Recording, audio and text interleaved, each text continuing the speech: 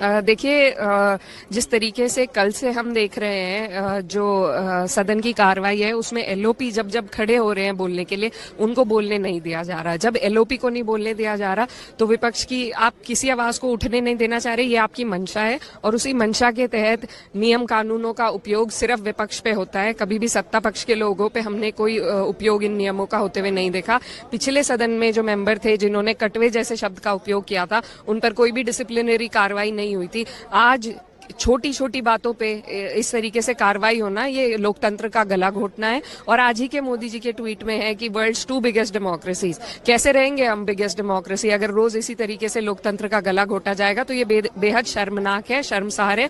और ये सिर्फ अपने एजेंडे को आगे पहुंचाने के लिए विपक्ष का गला घोटने का, लोकतंत्र का गला घोटने का की साजिश है सरकार की।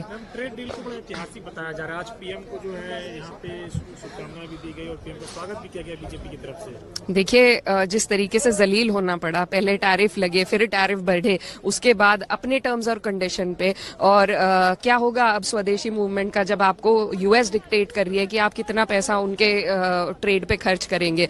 तो इस तरीके से जो हम सरकार का फेलियर रहा है फॉरेन पॉलिसी पे, वो साफ साफ उजागर हो रहा है। पहले इन्होंने देश में नफरत के बीज बोए, उनका असर ये हुआ आज हमें अपनी इकोनॉमी पे भी देखने को मिल रहा है। हम कभी सार्क के लीडर हुआ करते थे, आज हमारी जगह चाइना ने ले ली है, क्योंकि रोजाना हम लोगों को घुसपैठी, किसी को रोहिंग्या, किसी को बांग्लादेशी कहते हैं। तो पड़ोस में कौन हमें पसंद करेगा? जब हम अपने पड़ोस में ही नहीं पसंद किए जा रहे हैं तो विश्व के स्तर पे भी हमारी इज्जत घटेगी। वही है जो देखने को मिल रहा है। अगर किसी के टर्म्स और कंडीशन पे अगर यूएस के प्रेसिडेंट बैठ के बताएंगे कि कितने पैसे हमें खर्च करने हैं, किस तरीके से डील करनी है, तो हमारा तो सर, हमारे देश का सर इस सरकार ने शर्म से झुका दिया है। एक आखिरी सवाल है, योगी आदित्यनाथ ने काउंटर को जायज बताया, कहा है कि जब अपराधी गोली चलाते हैं तो क्या पुलिस की इजाजत लेनी पड़ेगी गोली चलाने से पहले? देखिए, बहुत सारे ऐसे केसेस हैं जिसमें फेक एनकाउंटर की भी खबरें आती हैं, उनकी तहकीकात होनी जरूरी है। और कोई भी व्यक्ति, चाहे वो पुलिस में हो, प्रशासन में हो, मंत्री हो, प्रधानमंत्री हो,